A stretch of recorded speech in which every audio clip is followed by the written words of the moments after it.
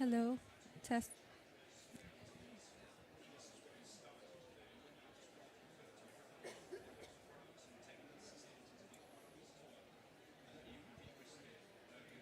Okay. Can you hear me? Sound is clear?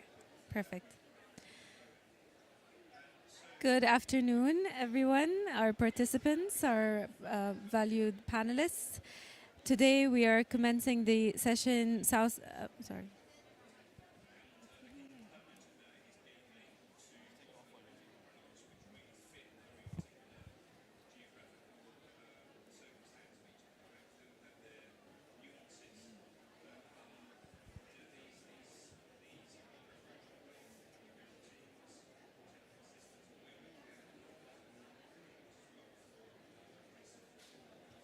Okay. Hello again. We are about to start the session, Unlocking Climate Resilience Through Finance, Empowering Family Farmers, Refugees, and Rural Communities. I will first start by introducing a very brief background to the session. This event will convene a multi-stakeholder dialogue that is focused on climate resilience, through microfinance and remittances for farmers and displaced communities.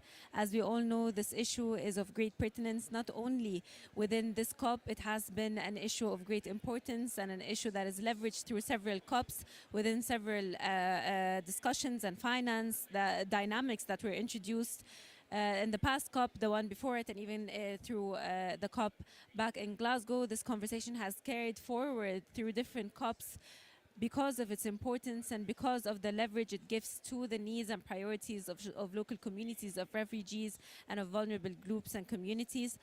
The global current adaptation finance gap is estimated to be around 215 billion US dollars, and this is for the last year, especially affecting the vulnerable communities across developing countries. Given the discussion and given the framework we have at hand, the session will discuss means to ensure that that we have targeted, accessible, and effective climate financing that supports family farmers, refugees, and rural communities, all of whom are disproportionately affected by climate change. And for this context, and given that this context is persistent within different communities, within different regional regions of the world and different contexts, we have quite a diverse set of panelists who will be taking part in this panel. I will first start by Andrea. I'll start by you, Andrea Fion, who is the head of Climate Change Directorate of the Ministry of Environment of Guatemala. Andrea, the floor is yours to introduce yourself, your capacity, or your background, and then we will start by the very first round of questions. So would you like to introduce yourself first, and then yeah?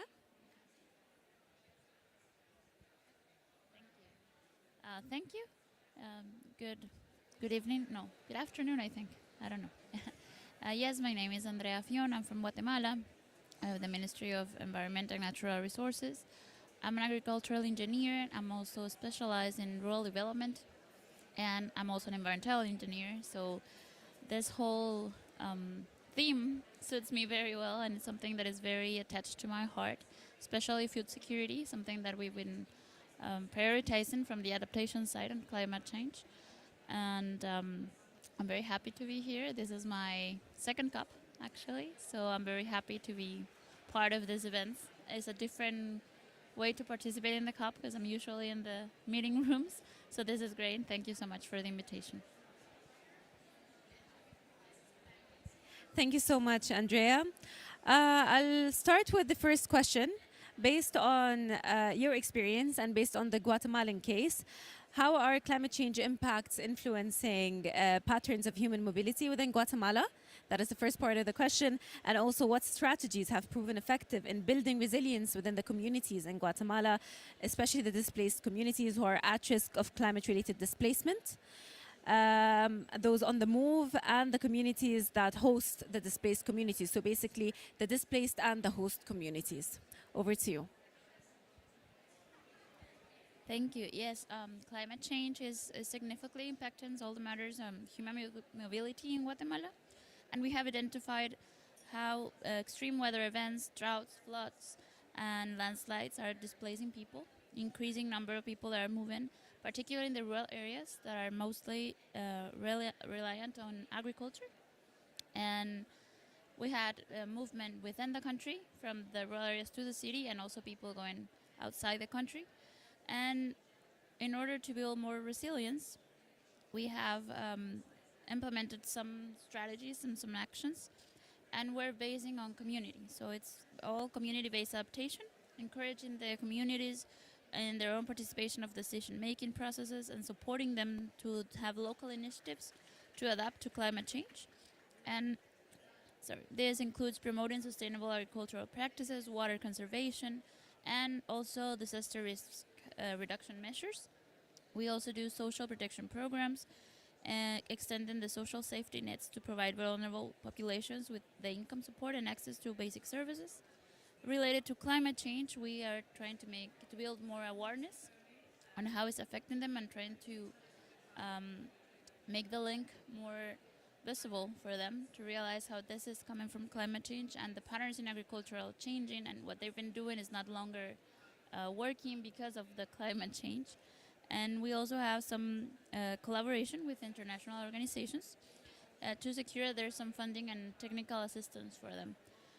With this, I have one experience that I would like to share, which is one of our projects, which is the Climate Change Adaptation Depth Swap project.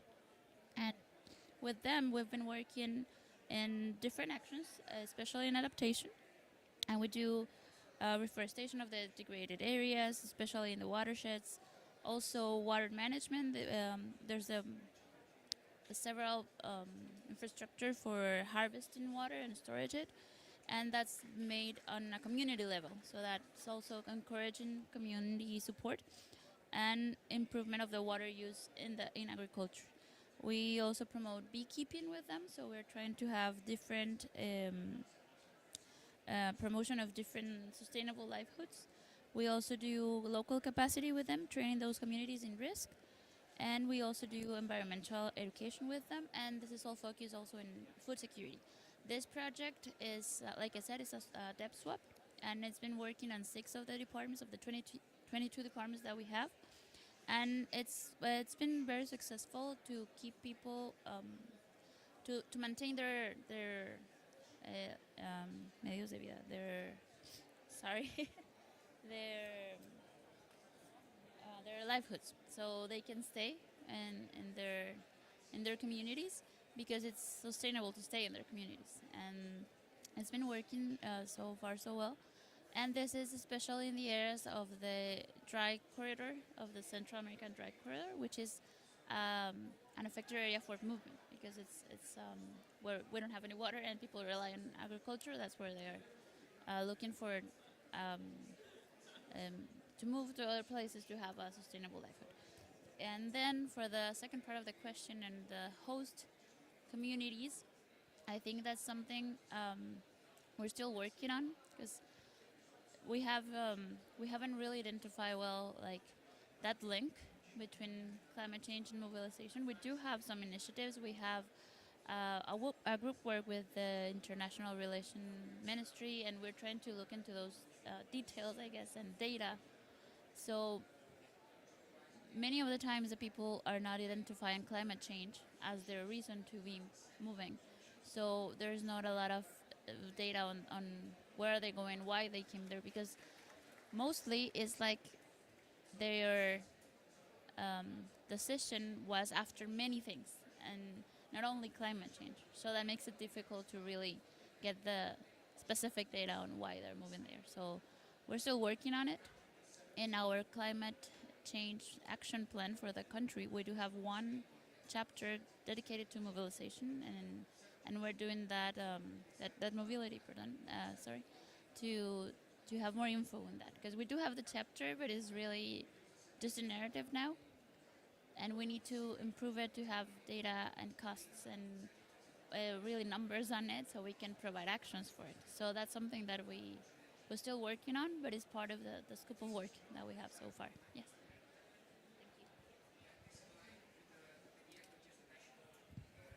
Thank you so much. I think it's very important what you mentioned regarding identifying the link between climate and mobility, and identifying also the impact of climate on the decision of communities or individuals to relocate or to move.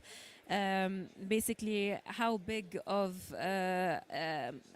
is the piece or climate change, if it's a puzzle, how big is the role that climate change plays in the decision of communities or individuals to relocate.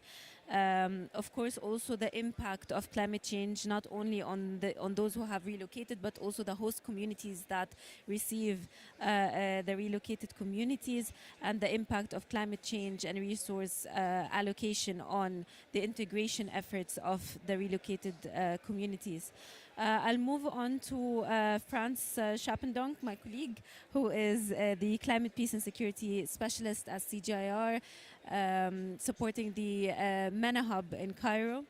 I will address the first question to you, Franz, which is, what does research which you have conducted across the region say regarding the key challenges that refugees and displaced communities face when seeking to access available finance to build climate resilient livelihoods? And this is also, like I said, through the research that you have conducted in the region and the efforts taken by CGIAR in the MENA region. So over to you. Thank you, Sarah. So also maybe just to briefly introduce myself beyond that. So yeah, I'm a climate peace and security researcher, so mainly working at the intersection of climate change and conflict and climate action and peace building. And as part of that, our team and myself, we've been looking a lot at climate-related mobility and how to deliver sustainable solutions across the humanitarian development peace nexus in situations of protracted displacement. So just a little bit of scene setting before I get into the meat of the question. There's definitely an urgently growing need to develop appropriate responses to situations and crises characterized by protracted displacement. We know that refugees are residing in host countries for increasingly longer periods of time, so 26 years is the average as of right now. And as of 2022, 67% of registered refugees are in exile in low and middle income countries for over 5 years. So there's definitely a need to develop solutions that are responding to this extended timeline.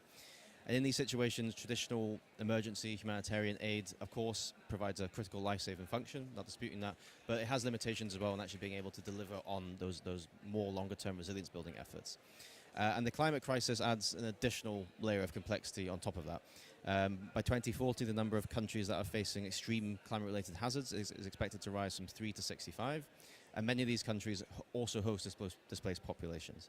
So we need durable solutions, not just to help refugees transition from emergency aid to longer-term development, but we also need to make sure that these solutions are actually climate resilient in nature so that they're able to cope with the evolving effects of the climate crisis as well.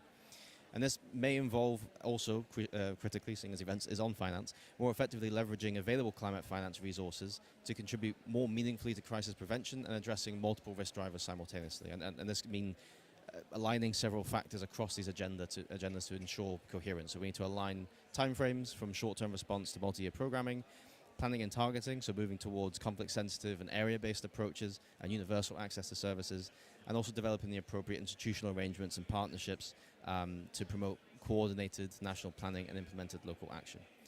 So building on this and then finally getting to the actual question, the insights I have here are predominantly from the community level, and they're based on research that we conducted in northern Jordan in partnership with the WFP country office there to identify barriers and opportunities for improving access to localized forms of climate finance amongst refugees communities for investment in climate resilient agri-food livelihoods specifically, whilst also seeking to promote social cohesion and peace within and between host communities.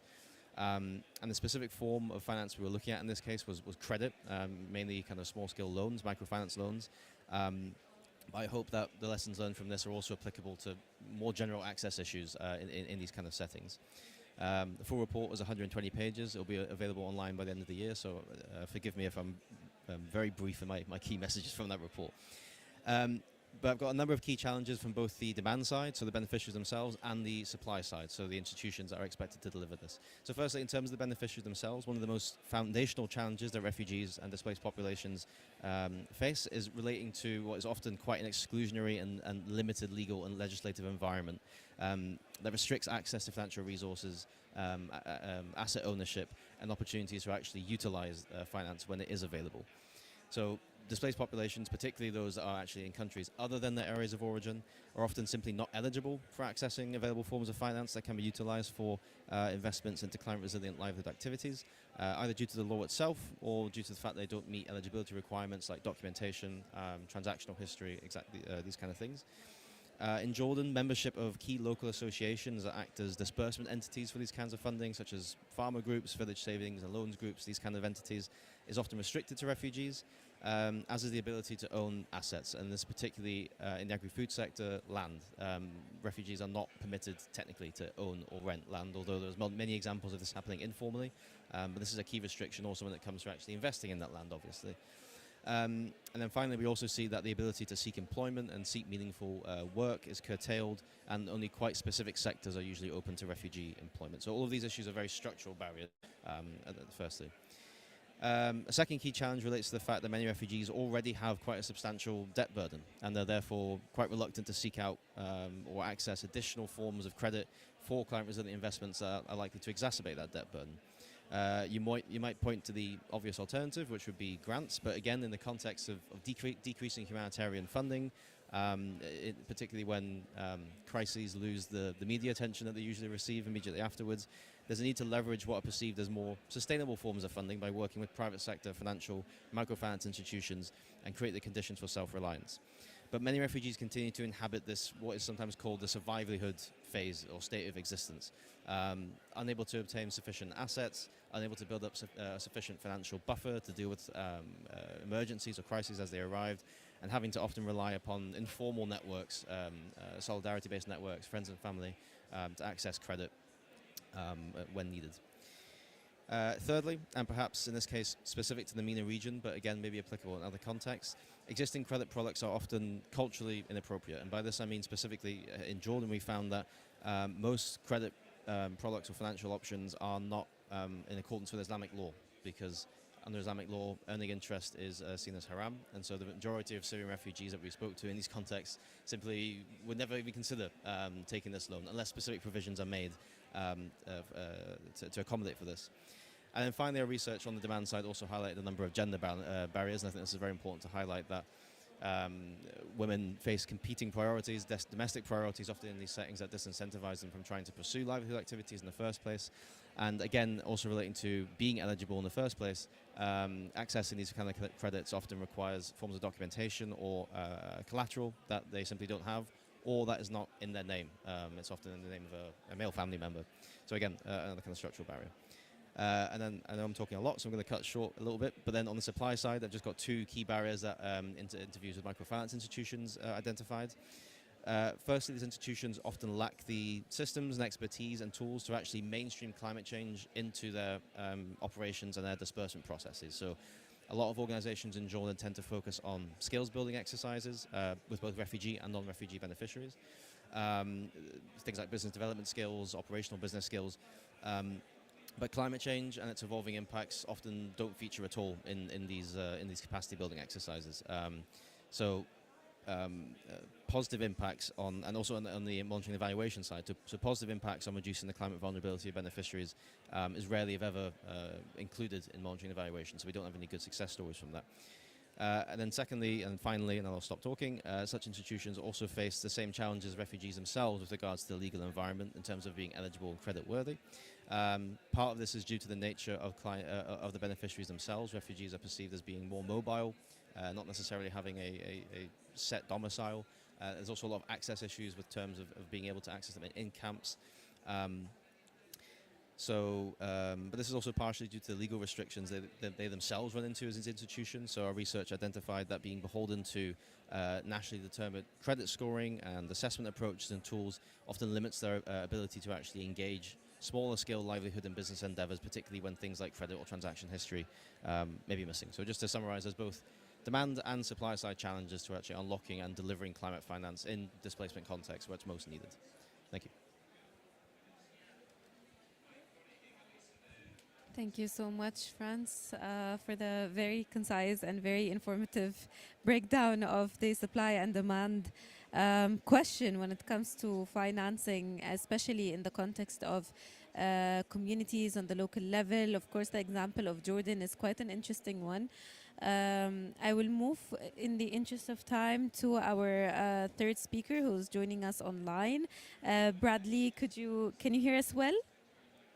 Okay, perfect. Yes, I can hear you very well, as long as you can hear me. Yes, I can hear you very well, and thank you for joining us all the way from Jeddah. Is that true? That's true, yes. Yeah, Yes. pleased to be here. So thank you again for joining us. We have online with us Bradley Hiller, the lead climate change specialist at the Islamic Development Bank, which also happens to be our neighboring pavilion right here. So thank you for joining us, and I'll hand over to you with the first question. What is the role of multilateral development banks in localizing access to climate finance in rural settings? And what action has the Islamic Development Bank taken across the MENA region towards this goal? So over to you, Bradley. Thank you so much. And if the noise from next door is too much, I can send an email and try and keep them a bit more quiet. Yeah, thank you so much for having me, and also apologies that I'm unable to attend in person. But it's a very important discussion and something that I think Franz raised some issues around cultural access to finance, and this is something that we're very aware of as well. So just for those who are less familiar with the Islamic Development Bank, we're the world's largest South-South development finance institution, and we support 57 member countries and Muslim communities globally. We do operate using Islamic finance, which again, Franz referred to, but we're also a member of the Multilateral Development Bank community. So people may be aware of the World Bank or African Development Bank. So we're a member of this community, which includes many other banks as well. And as many people know, MDBs, as we call them, multilateral development banks, are often associated with financing, and that's a major part of our work. But also we actively engage in knowledge generation and exchange, technical assistance, capacity building, and policy support. So I'll just run through a few of those sort of varied support modalities. Firstly, with access to finance, I'll start with some numbers and then move through to some specific programs. So recently, multilateral development banks announced that in 2023, we mobilized collectively $125 billion US towards climate finance, which was a big achievement.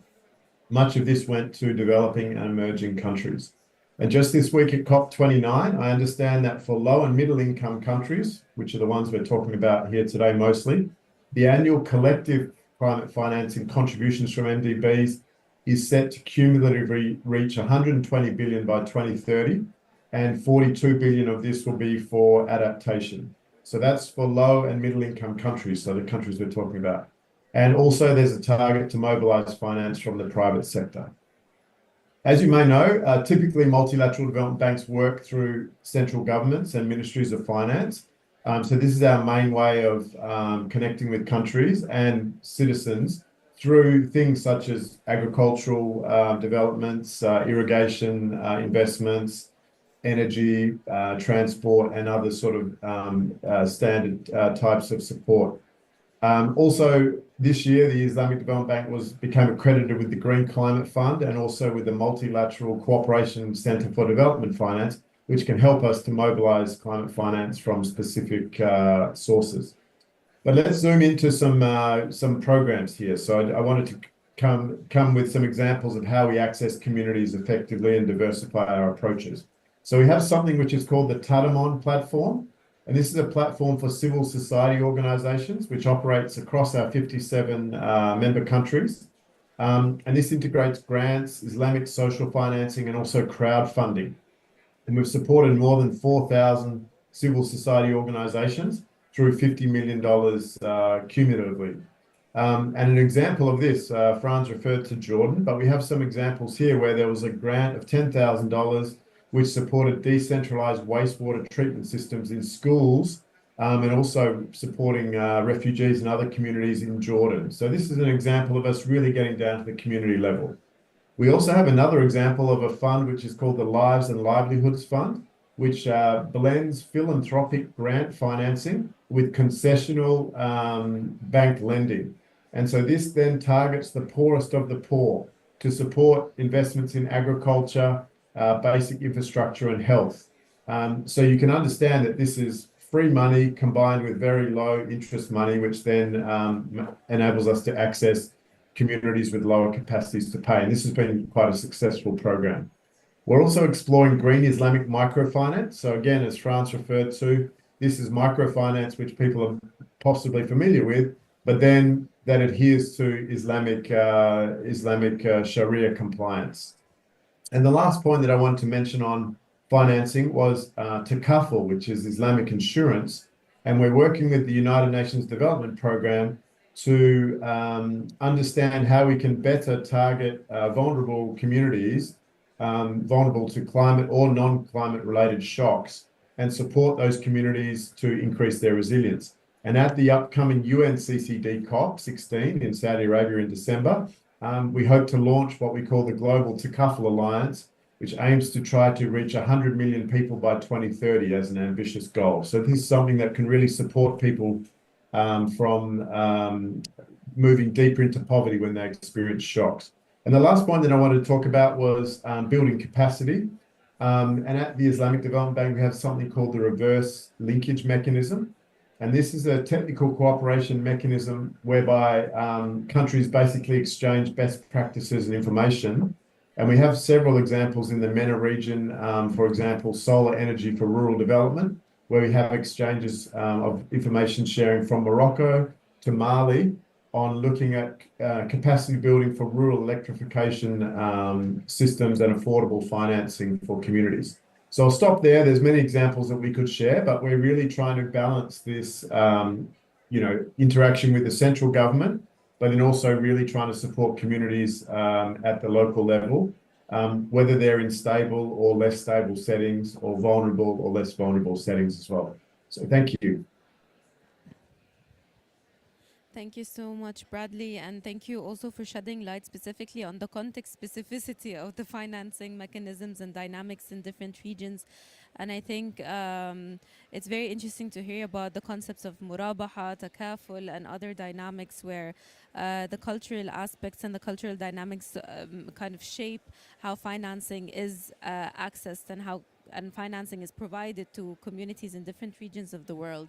I'll go back to Guatemala, and the second question will be to you, Andrea, specifically also based on your experience in Guatemala. What are the main challenges to access and effectively localize climate finance for resilience building actions and programs? So I think this would build on what you have previously explained to us regarding the actions that you have taken as Guatemala to provide better access to the local communities when it comes to finance and the programs. So building on that, kind of like what are the lessons learned? What are the main challenges that you have come across when you worked on providing or building these programs for the locals? And how do you also see, how do you envisage moving forward or kind of finding solutions for these challenges? Over to you.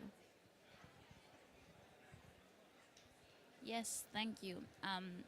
We do have several projects and programs, but it's always a challenge to get the funding and to have the funding be really what people need. Sometimes it's because those programs or projects are designed maybe by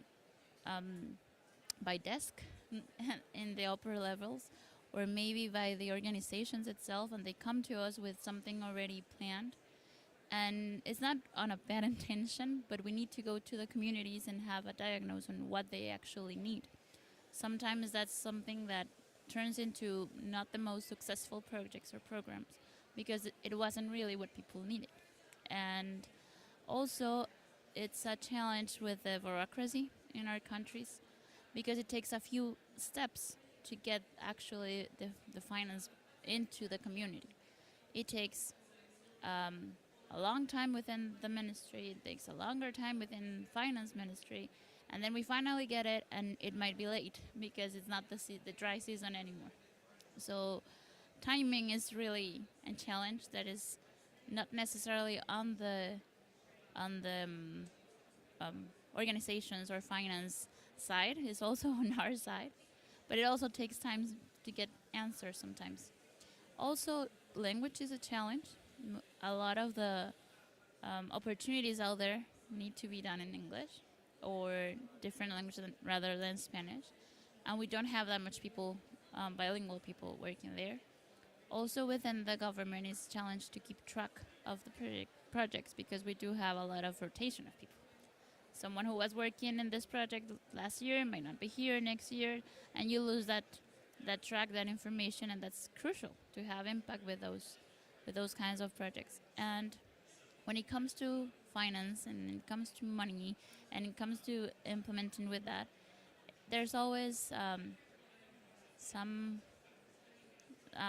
like people get scared sometimes to manage with that because it seems like it might get them into trouble. So what usually happens is that they just make sure it takes longer so it's someone else's responsibility. So that's something that happens, I think, in my country and in a lot of Latin American countries. So that's a huge challenge. We need to build more capacity within the government, and we do rely a lot of the international cooperation because they do help us a lot. But we need to empower our people because it has to be something for them, for their needs, and not just something that complies with the international cooperation indicators. No, it has to be something that actually has impact in the community. So that's a huge challenge. Language, like I was saying, sometimes the mechanisms are also hard to understand. They're not really friendly to communities, and they get like, what's going to happen with this? Like, what am I committing to? So it has to have a lot of people in the field, in the territory, to explain them, to go through it with them, and we don't have that much resources. So that's something that we're looking to. I think something that is useful and helps us within those challenges is to have the opportunity to share and learn from our peers in other countries, and looking at programs and projects that are regional and have had some impact in countries with similar situation like ours helps and brings that confidence and trust, and people see results, because results is big better than a bunch of papers or capacity building workshops. But that's still a challenge, I guess. With the adaptation measures, like the project I was talking before, it is hard for people to see results quickly because adaptation takes a longer time, and they might get desperate, and that's when they start mobilizing because they see like it didn't work. So that's another challenge, to have a lot of training and capacity building to make them understand how adaptation works and to help them see into the results in the future, because adaptation takes a longer work, and the measurements that we do, they need to be trust in the process and wait for it to happen. But when the dry season comes and there's no water, they're like, so it didn't work. So it's hard to build that trust because adaptation takes a longer time usually. And resilience has to be built within the communities, with also changing their perspective and also giving them capacities, because usually what happens in countries like mine is that they just get something. Like there's a lot of that, especially when we have like electoral years or something like that. So people get used to that. So building resilience is also a swift of mind. Like they need to understand how it works. And yeah, I think we do have some great examples. We have some other projects where we do capacity training, especially on the finance part, so they understand what is more profitable and how it works and how to turn that money on. But like I said, it takes time, and this is more impactful, I guess, on young people because they believe in the process, and older people seem to be like, no, this is not how we do it. But the world changed, the climate changed, so that's why we need to do different solutions now and work differently. Yeah, I guess that would be some of the the challenges and how we expect to face those. And we do rely and we trust in adaptation. That's our national priority. We do look into having more projects with adaptation. And there's a long way to go, but I think that's how we're going to reduce vulnerability in our country. Yeah. Thank you so much. Trusting in adaptation is a very nice way to put it, and investing in adaptation as well. And yeah, I think the issue of bureaucracy, as you mentioned, and how to overcome the issue of bureaucracy and the long cycles that it takes for the processes to kind of finalize when it comes to these projects and the implementation of the projects. It's quite an important issue that I think several regions face. I think we also did find that, or we did come across that in the findings of our research that was conducted in Jordan. I'll turn to you, Franz, for the second question. What are some of the primary considerations that should be taken into consideration when seeking to design specific financing or credit products for refugees and displaced populations? And also, this is in the context of the refugees seeking to build climate resilience and income generating opportunities. And what are perhaps the partnerships that are required to effectively operationalize such efforts? Over to you.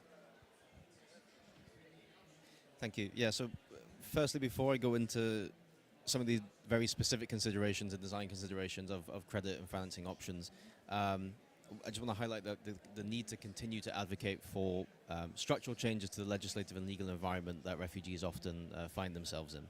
I mean, surface level economic integration cannot really progress if legal barriers remain in terms of asset ownership, eligibility for finance and business registration, all these kind of things. So progressing out of that survivalhood phase, as I was saying earlier, is very critical. But moving on to, specific considerations around the design. So hoping to be specific as possible. So as we've heard extensively, also through Brad's intervention as well, we need to make sure that climate financing and credit modalities are highly tailored to the socio-cultural characteristics of target populations, and thereby offering a dignified way, basically, to access finance. In the context of Jordan, other places, this may require alignment with Islamic law, but in other contexts, it may emerge differently. I mean, broadly speaking, for example, group-based activities in other parts of the world that are slightly more attuned to local cultural values are another example of this. An example we've already heard, actually I don't need to go over this, but Murabaha, for example, is a potentially useful modality here in the region. But similarly, the design of these kind of financing modalities should also be specific to the realities and demands of particular sectors and particular livelihood activities that refugees find themselves in, or even are permitted to work in. So in the case of our research on climate resilient investments in agriculture, this means, for example, having repayment structures, repayment timelines on the basis of agricultural business cycles, so on a seasonal basis. A lot of these loans are currently, or credit options are currently provided on a monthly basis, which is entirely out of tune, essentially, with the realities of an agricultural business. Also building in a grace period prior to the first installment being due to account for some of the natural risks that accompany agricultural production. And also including, where appropriate, complementary water, energy, food nexus investments to ensure that we don't inadvertently promote maladaptive solutions, and we actually invest in things like water catchment or solar energy alongside these issues. And related to this, all of this, as previous speakers have highlighted, all this can only be done through participatory design processes. I mean, we wouldn't actually know any of this stuff unless we actually go and talk to communities and actively involve refugee representation in the design of these specific products. And relatedly, awareness raising around available financing options, but also the benefits that they may produce, and of course the time it may take for those benefits to emerge. It's very critical that we have accompanying capacity building for those that actually seek to access this credit and how to turn this into a viable business idea. There's one approach, for example, that's being trialed by UNHCR in a variety of contexts, which is called the graduation approach, which is kind of a longer 12 to 18-month program where seed funding is provided, sure, but the involvement of the provider of that funding doesn't stop at that point. There's then extensive help in terms of developing the business further. A business plan is put together. Often the asset itself is also provided. So, for example, a sewing machine, right? That actual investment is provided. And then over an 18-month period, there is a longer-term approach to actually growing that viable business idea. Thirdly, it's also clear that credit options should, where possible, be concessional in nature, based on 0% interest, both in order to be culturally appropriate where needed, but also predominantly in other contexts to avoid additional indebtedness that refugees consistently face. So the aversion to accrue an additional debt burden was something we very commonly heard throughout our research in Jordan and elsewhere. And this acts as a really important disincentive for refugee communities to actually even try and seek out these formal sources of credit. I also want to highlight there's a potentially also an important role to be played here by donor countries, but also by the financial sector, multilateral development banks potentially, with regards to kind of interest subsidization in some of these cases where this actually might not be possible for the actual microfinance institution to do this itself. And fourthly, with regards to the partnership element of the question, developing partnerships with private and financial sector entities within countries as disbursement entities is very critical to develop accessible disbursement and delivery modalities for refugees. These entities are already part of a country-based system, which means that they're well positioned to become integrated into broader delivery systems. I actually attended a loss and damage event this morning with a member of the Board for Loss and Damage on the panel. They made it very clear, which is very logical considering how it did emerge, or at least is attached to the COP process, that they are predominantly anchoring their activities in a country-based system, which is entirely understandable. But this also means that you're beholden to the same legislative and legal environment of that country, which means you still face those same issues. But beyond that, there's a need to really build this broader coalition of actors within the country that is constructed around the government, but not exclusively the government. And this, for example, includes in Jordan, but elsewhere as well, the financial sector, microfinance sector in particular, and also international organizations that are already working in these countries with refugees. Often, sometimes they are the only organizations that are able to work with refugees directly and provide funding to refugees directly. And these organizations are interfacing with refugee communities very regularly. They understand their needs. They also have a degree of trust that refugees afford them, which is maybe absent in some other institutions. So building those kind of relationships is critical. The other side of the coin, though, fifthly, is that those entities often need additional capacities to effectively mainstream climate change considerations into their operations. As I said before, this is a big gap. So our research revealed that many of the private sector or the microfinance institutions that are currently working with or open to working with refugees, they're not at all well equipped to meaningfully integrate these climate-related considerations into planning, implementation, and evaluation. As I said, often they work through capacity building and skills-based kind of exercises, but none of those efforts currently take into account climate risk. So ensuring that planning and monitoring evaluation systems are adequately informed by both current and projected climate risks is one aspect. Mainstreaming these kind of things into business development plans, business sustainability planning, is a really key gap that remains. And then another key gap on the supply side finally relates to accreditation. So taking Jordan as an example again, microfinance institutions are dependent on credit scoring and credit assessment frameworks and standards that are set by the central bank. But these are entirely inappropriate for evaluating refugee beneficiaries, as the requirements are simply too high and too stringent. So developing a microcredit assessment tool or framework that can be aligned across the entire microfinance sector, and thereby actually enable these entities to open themselves up and see refugees as viable lending options is equally critical, in a way that's reflective of their livelihood conditions and the kind of asset bases that they have. So I'll stop there. Thank you. Thank you so much, Franz. I think both of you have touched up on a very critical point, which is the issue of capacity building. And I think not only the capacity building of the communities that receive the financing on how to, make the best out of it, how to utilize it in a way that is sustainable and profitable for them, but also how to build the capacities of those responsible for designing such programs to make them context specific, to make them accessible, and to make them as we've been discussing, maybe socially suitable for the context of the region, the context of the communities that are receiving the funding. So what works in Guatemala might not work in Jordan and vice versa. So I think it's very important to also build the capacities and address the needs to build the awareness, as you said, Franz, regarding the importance of this topic. Bradley, I'll go back to you now with the second question regarding also the challenges and gaps across the MENA region. in terms of the knowledge and awareness, as we have been discussing, as well as the capacities and technologies. So basically, what's missing when it comes to capacities, technologies, and knowledge in the MENA region to ensure that climate finance reaches vulnerable communities. And then maybe you can discuss this from as well the angle of the communities when it comes to their capacity gaps, knowledge gaps, and also technological gaps, as well as the entities and institutions providing the finance. What could be done to better their interventions? Over to you, Bradley. Yeah, thank you so much. And yeah, very stimulating ideas and sort of laying out of the challenges and opportunities from the other two speakers. So thank you so much for that. I just wanted to set the context, at the Islamic Development Bank, we know that there's more climate and non-climate related shocks occurring, right? And we've seen this, in the MENA region, whether you have earthquakes or whether you have extended droughts, or flash floods, these are increasingly becoming challenges and can really disrupt development processes and lead to instability and things like this. So for us, for example, over half of our member countries, so over half of our 57 member countries are classified as fragile or conflict affected. And so this creates a challenge, in terms of finance mobilization period, but then climate finance mobilization as sort of a subset of that. So that's sort of the context in which we exist. And Brian's talked a lot about refugees and things like this. And so now we increasingly see this interaction between fragility and also climate finance and other forms of finance as well.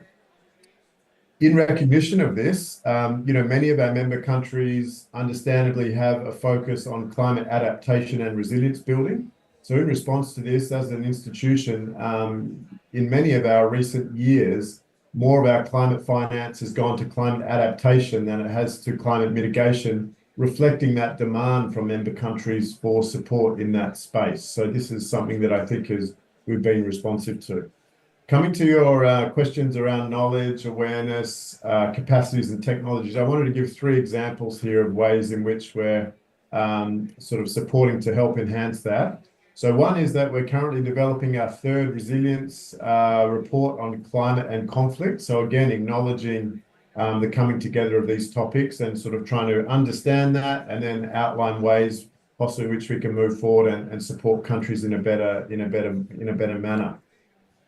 The other one is that we're also part of something called the Systematic Observation Finance Facility, or the SOF, which is a UN initiated finance facility which helps countries to improve their weather and climate forecasting systems. This is one of the first steps, particularly related to climate shocks, to be aware of what's coming. Is there a drought forecasted for next year? Is there a flood coming in 5 days? This can then provide information to governments and communities to then, prepare for that in a longer term period, but then also to make acute decisions in a short period of time to limit some of the negative impacts of those things. And then the last one I wanted to talk about was last year at COP28, we launched a report that we did with the International Labour Organization, looking at the quantitative modeling impacts of just transition in the MENA region. So in the region as a whole, but then also in specific countries.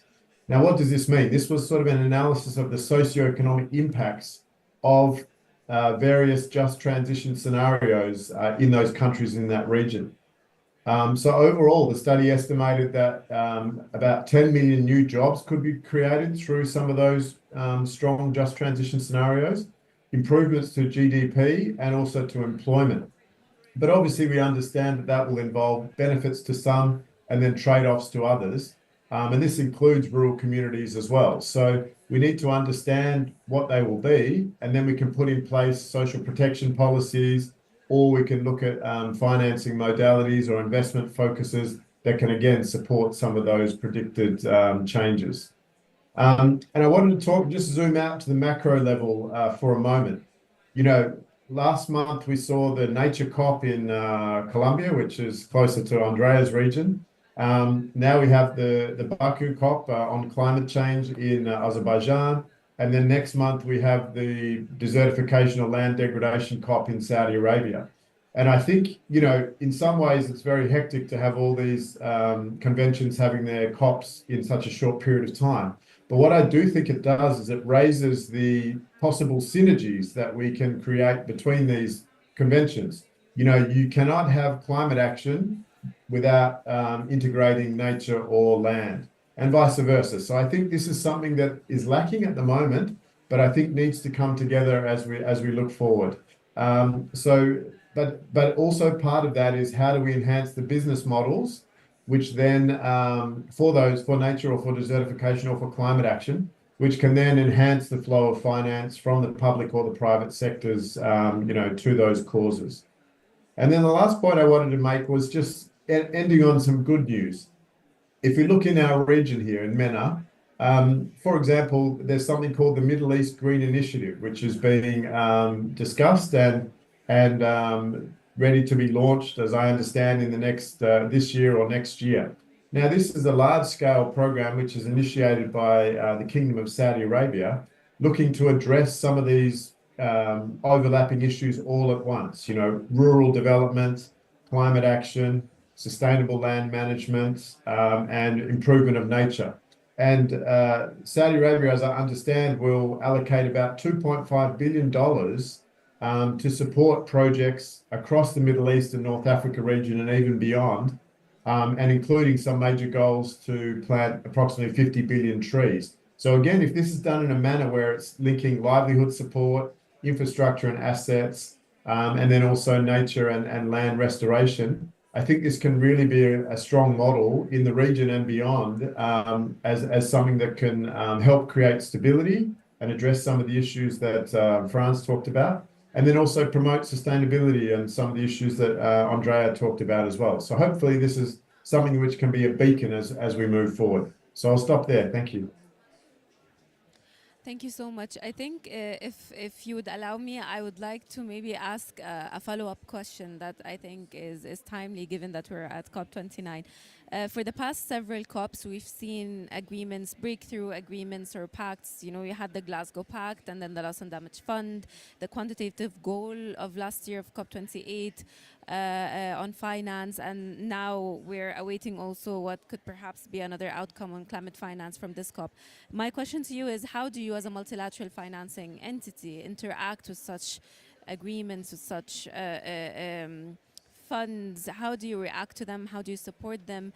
And in another way, how can you integrate such decisions or such newly launched? And I think we very frequently hear of new pacts. We very frequently hear of new agreements that are launched on climate finance. So how do you, on the other end, integrate this in your work? How do you engage with them?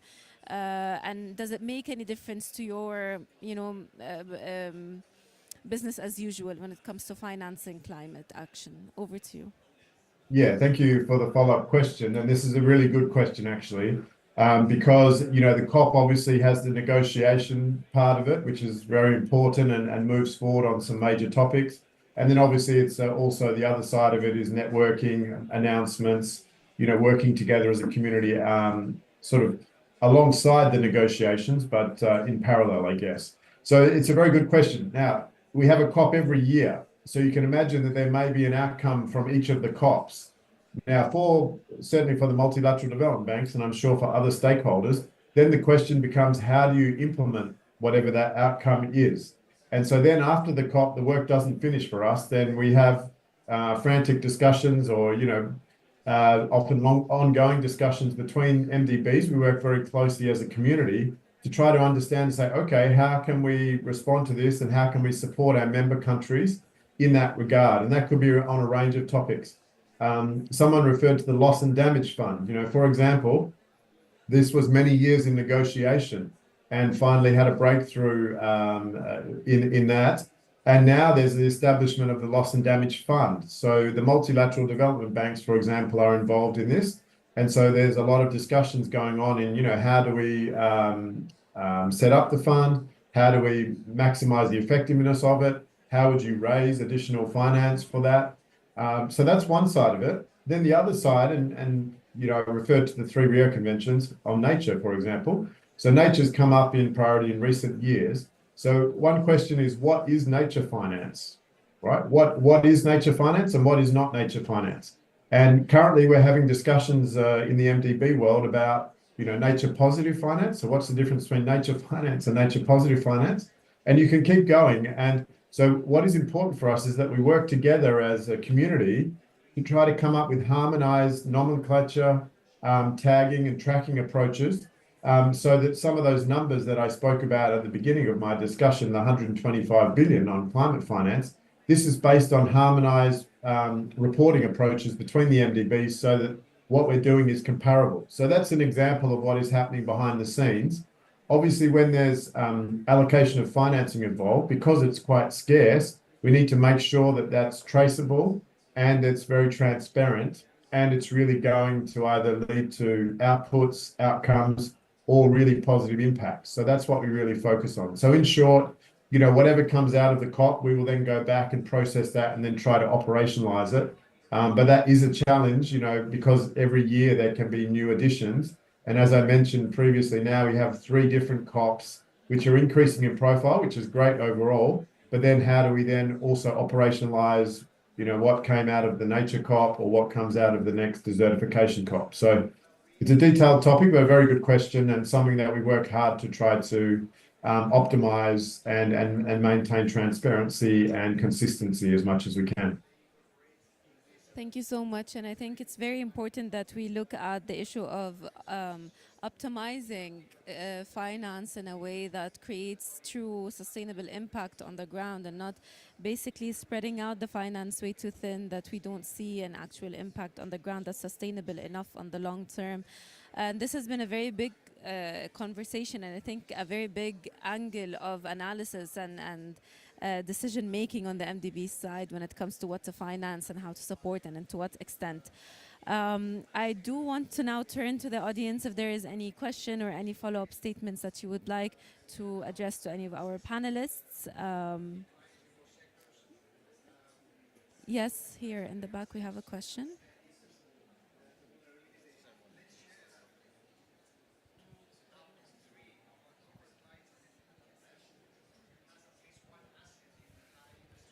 I really appreciate all the 3 panelists for their inputs. But the lady from Guatemala said that the impact of adaptation projects is long term. Yes, I agree. Some impacts, impact of say forestry adaptation projects will take long time to see the impacts. But in say in agriculture, for example, crop cultivation, if we change a variety from long duration to short duration, or if we change water management practices, results will be immediate. We will know within 3 to 4 months. So it's not necessary that all projects, adaptation projects, will have a long term. You need many years and decades to know. Some, yes, I agree, like improving soil organic matter, soil fertility, would take probably years to build soil fertility. But some practices, you can see the impact at the end of the cropping season within 3-4 months. That is one aspect. The other aspect is one of the biggest problem in funding small organizations, community organizations, adaptation projects is how to assess the impact of investment. Like in a mitigation project, you can easily measure, tons of diesel saved or megawatt hours of electricity, renewable electricity generated. So it's very easy to measure the impact of any investment.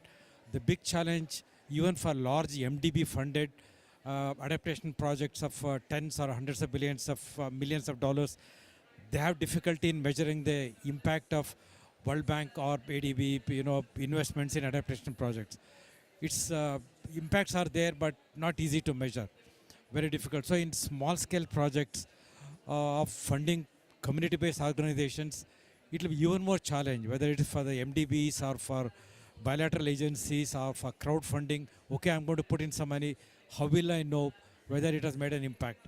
For small scale projects, that's one of the biggest challenge, to attract finance for small scale projects. So is there any scheme or arrangement or plan to come up with some tools and techniques to assess the impact of small investments in adaptation projects, especially through community-based organizations, and even more challenging in a conflict zone than in a peaceful region? Thank you. Okay, so this question was addressed to Andrea. Is that anyone? So how do we measure the impact of the sustainability, or how do we measure the impact of adaptation projects, especially those done on a small scale and through communities or from a community-based approach? So Andrea, I'll hand over to you first. Yes, thank you for your comments and inputs. It's true. Not all of the measures in adaptation take longer time. We were focusing on the challenges, I guess. Like it mentioned in the first question, we do have different actions within our programs. Some of them are more immediate than others, but it takes time for people to actually rely on them and trust them.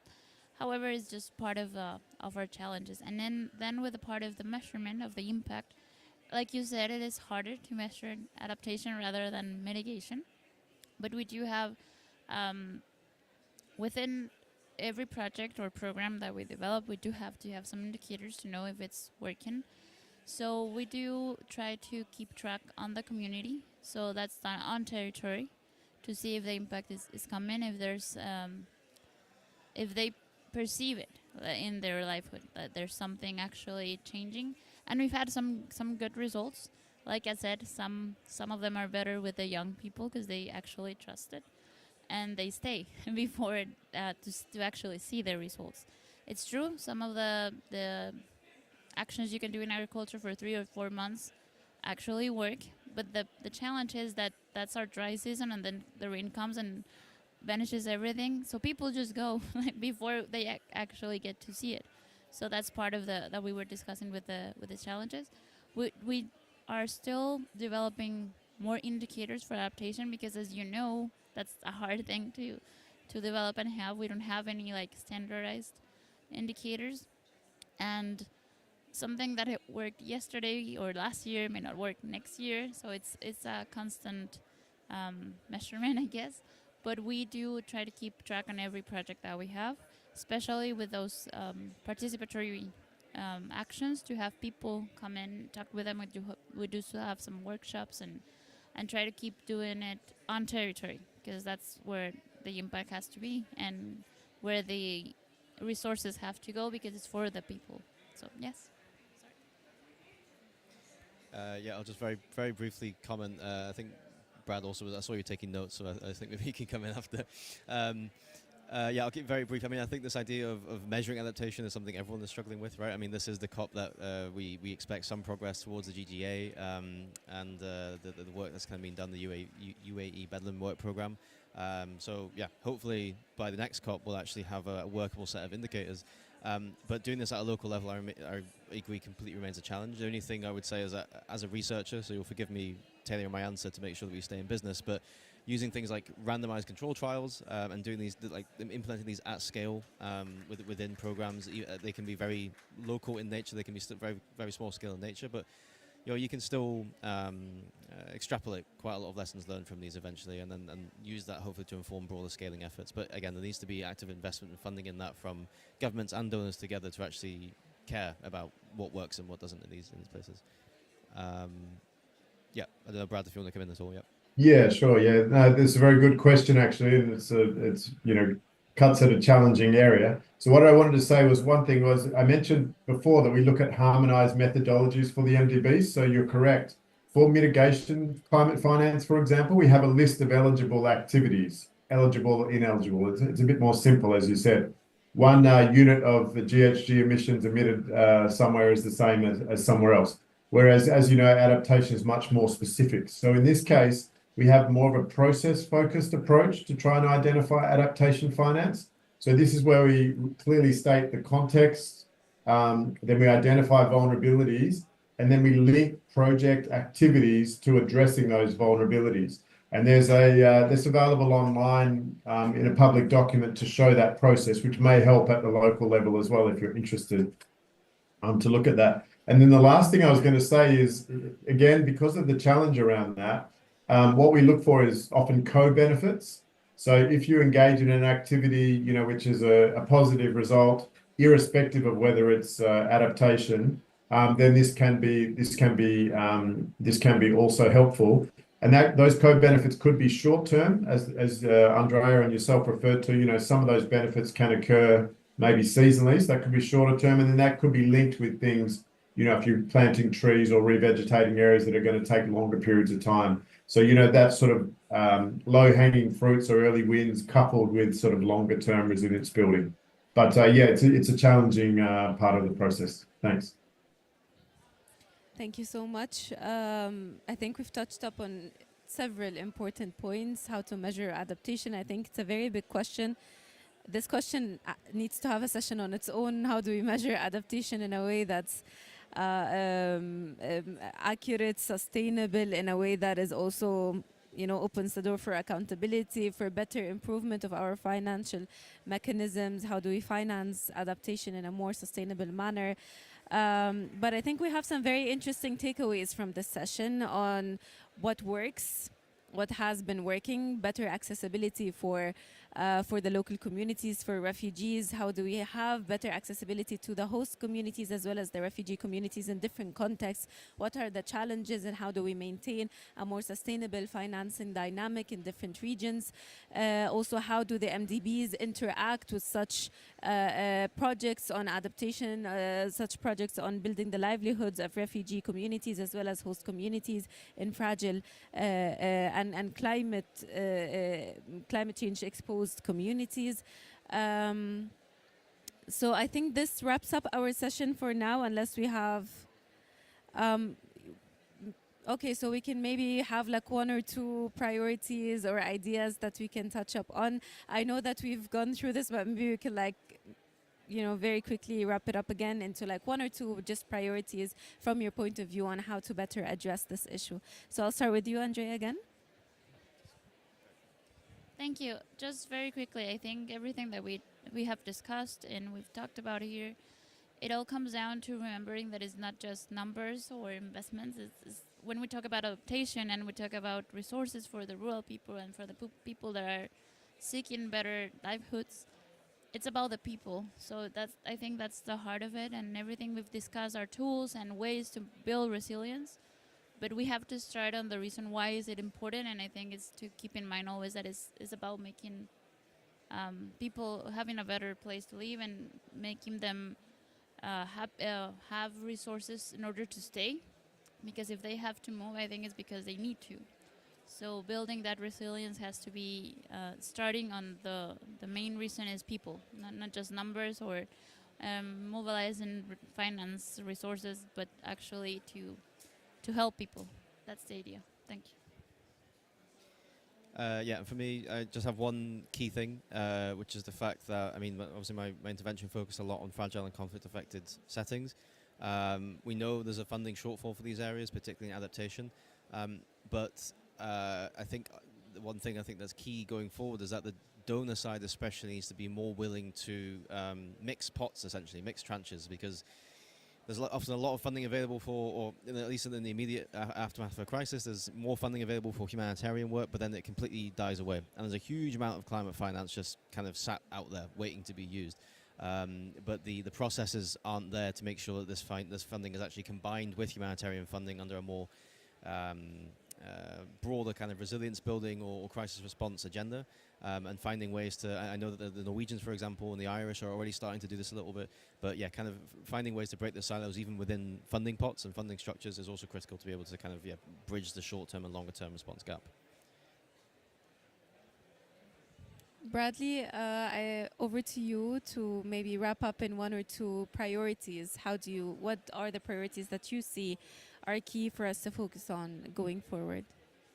Yeah, thank you so much. Very stimulating discussion, and yeah, very pleased to be part of it and have some thoughts that I'll take offline. But I think some key points, you know, as Andrea said, at the end of the day, we're aiming for impacts on the ground, right? And in many cases, we're trying to reach the most vulnerable people who may be the hardest to reach, but that's where the effort, you know, really comes in. And we need to build on what's working and then innovate, you know, to improve that as well. I think also the speed of processing, you know, some of these things. If we do have a climate crisis where we need global action and, you know, at the regional level by 2030, you know, let's speed things up. You know, we need to manage risk, but we also need to get the financing to where it's needed. I think, as we referred to, the coming together of the Rio conventions, at least as a start, this supports sustainable development, and one can't occur without the other. And then lastly, just a bit of a plug. Last year, I did a T20 paper with some colleagues from Georgetown University and other groups looking at Islamic climate finance and post-conflict recovery. So we covered some of these exact issues, and happy to share that link with colleagues if they're interested, because I think this really touches on a lot of the points that Franz was making, and we had some ideas there as well. So, this is topics, it's great to discuss it, and great to, a lot of those works, you write them and then, the world moves forward, but to be able to refer back to that and see that it's coming up the agenda is a good sign. So happy to share that with colleagues, and really happy for the facilitation here today. Very well done, and great to come together with like-minded colleagues.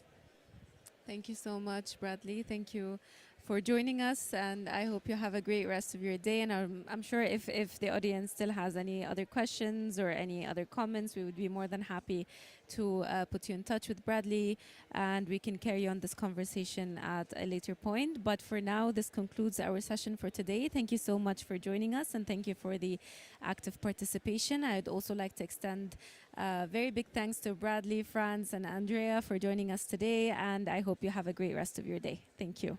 Bye-bye. Thank you so much. Thank you, Bradley.